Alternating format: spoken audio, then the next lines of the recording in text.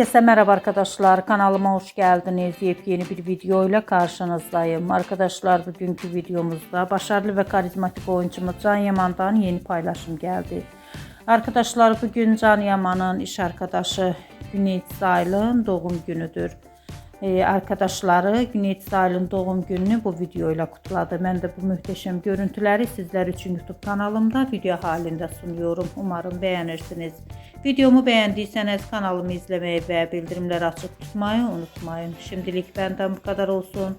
Yeni videomuzda görüşmek üzere. Hoşça kalın.